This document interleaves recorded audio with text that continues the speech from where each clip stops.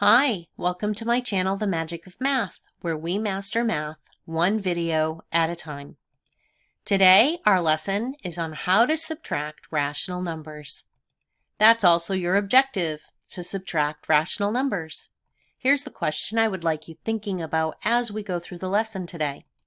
How can you use what you already know about subtracting integers to subtract rational numbers?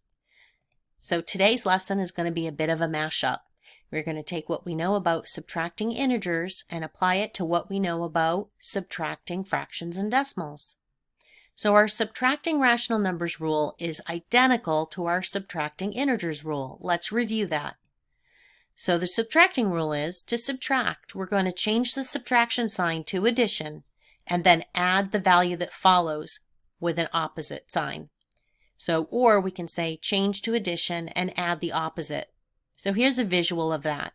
We're going to keep our first value, change subtraction to addition, and add the opposite value. So this is what it would look like with an example. I have rational numbers here and I'm subtracting. So let's go through what this looks like. I'm going to keep this first value and just rewrite it. I'm going to change the subtraction sign to addition. And then we're going to make the second value the opposite. So if this is negative 4.7, it's going to be positive 4.7. And then you would simply just add the decimals. Let's practice. So we're going to find the difference, negative 8.6, subtract negative 7.2. So our first step is to rewrite this to be addition. So I'm going to keep negative 8.6, change subtract to add, and negative 7.2, the opposite, is positive 7.2. So I have now, just to go back to my integer rules or my adding rules, and we're going to do the same thing that we learned in the previous video for adding rational numbers, which is identical to adding integers as well. So I have two different signs. The absolute value of negative 8.6 is larger than the absolute value of 7.2. So that tells me that my difference is going to be negative. Now I'm going to take my larger absolute value and I'm going to subtract my smaller absolute value. 6 subtract 2 is 4.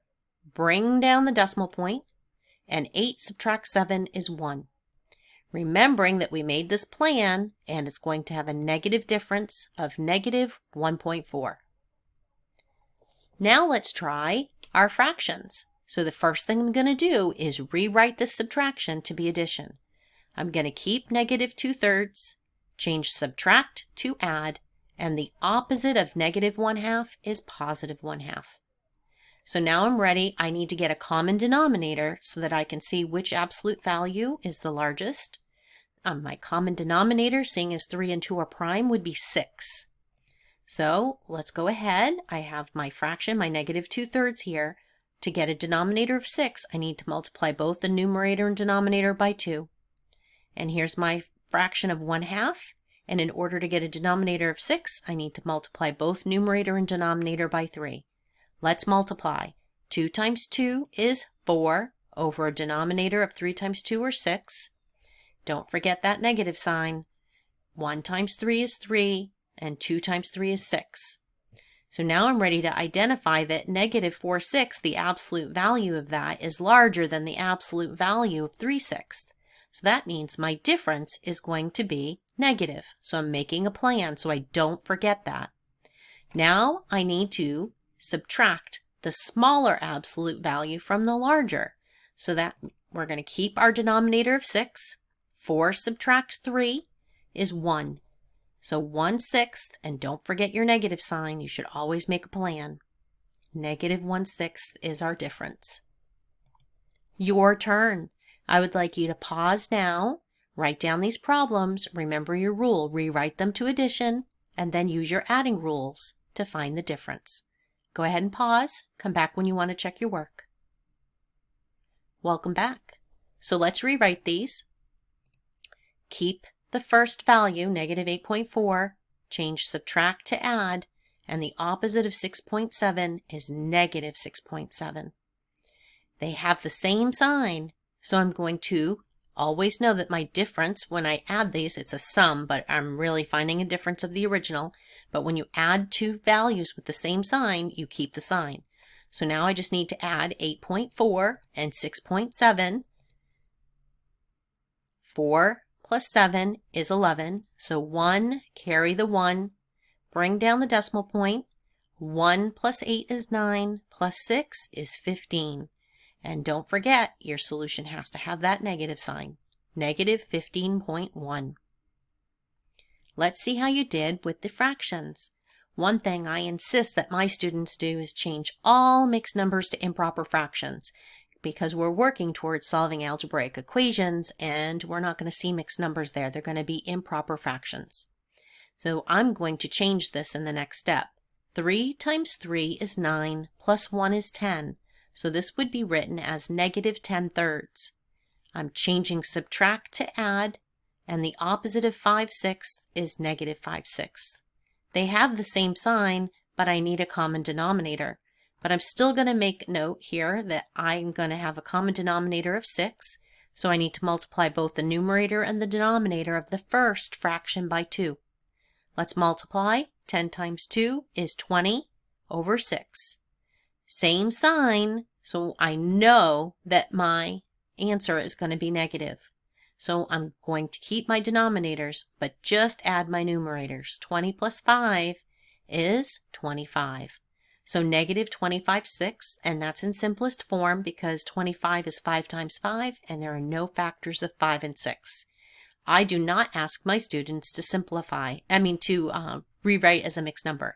They must simplify, but you can leave it as an improper fraction, in my classroom anyway. Your turn again. I would like you to pause the video, solve, and come back to check your work. Welcome back. Let's see how you did. So we're going to rewrite negative 17.5, change the subtract to add, and the opposite of negative 17.5 is positive 17.5. Now, I hope you recognized these are opposites. So the additive inverse property tells me that when I add opposites, I get 0. Now let's try this one. Let's rewrite. 5/6 we're going to keep, change subtract to add, and the opposite of negative 1/6 is positive 1/6. They're both positive. They already have a common denominator, so I just need to add my numerators. 5 plus 1 is 6 over our common denominator of 6, and 6 over 6 simplifies to 1. Your turn again. Go ahead and pause, solve, and come back to check your work. Good luck. Welcome back. So let's rewrite 0.3, change subtract to add, and the opposite of 0.8 is negative 0.8. I have two different signs. So the larger absolute value is negative, so I'm going to make note that my solution will be negative. Taking my larger absolute value and subtracting my smaller absolute value because there's two different signs. So set this up to subtract. 8 subtract 3 is 5, and then we just bring down our decimal point and add that 0. And remember, it's negative. Over here, I'm going to rewrite, and when I rewrite, I'm going to turn both of these mixed numbers into improper fractions. 3 times 2 is 6, plus 1 is 7, so that'd be 7/2. Change to addition, and this will be negative. 4 times 4 is 16, plus 1 is 17/4. So now I need a common denominator. So I see I have 4. If I multiply this fraction by 2 over 2, I get a denominator of 4. So let's do that. Here's my 7/2. I'm going to multiply both the numerator and denominator by 2 to force a common denominator. Let's multiply. 7 times 2 is 14 over 4. So now I'm ready to identify what my solution will be. The larger absolute value is negative. So I need to make note of that. I never skip this step. Now I'm ready. I'm going to take the larger value, which is 17, subtract the smaller, which is 14, keeping my common denominator. 17 subtract 14 is 3. Don't forget, it has to be negative 3/4. 4/4. Let's look at some real-world problems that involve subtracting rational numbers. Let's talk about temperature. Think of a thermometer as a vertical number line. The temperature outside was negative 20.5 degrees Fahrenheit at 6 a.m. Let's put that on our thermometer. So right about here. At recess time, the temperature was now 22 degrees Fahrenheit. Let's go to our thermometer. It's rising, right? It went up, it got warmer, and now it's about 22 degrees. And we're being asked, how many degrees did the temperature change? So we're now at 22, and if we subtract what we started at, we're going to get our answer. So 22, keep, change subtraction to addition, add the opposite. When I add these two values, I get 42.5 degrees Fahrenheit. Now let's talk about this for just a second. I started at negative 20.5. My temperature went up 20.5 to 0, and then it went up another 22 degrees. Doesn't that make sense? 22 plus 20.5 is 42.5 degrees Fahrenheit. So we wanted to know how much it increased. So it was a positive 42.5 degrees Fahrenheit. Your turn. I would like you to try this one and find the temperature change. Please pause and come back when you're ready to check. Welcome back. Let's see how you did. So the temperature outside was 3.5 degrees Celsius at noon. So we're going to put 3.5 degrees Celsius and know that it went down. At 8 p.m. it was negative 2.7 degrees Celsius, and now we need to find our change. So we're going to start with negative 2.7 degrees and subtract where we were in the morning and rewrite. Keep, change, opposite. Same sign, so I just need to add and keep the sign. So 2.7 plus 3.5, line up the decimal points. 7 plus 5 is 12. Bring down, put the 2 and carry the 1. Bring down our decimal point. 1 plus 2 is 3, plus another 3 is 6. So our temperature change, remember they were both negative, it dropped, right? It went down, so negative 6.2 degrees Celsius.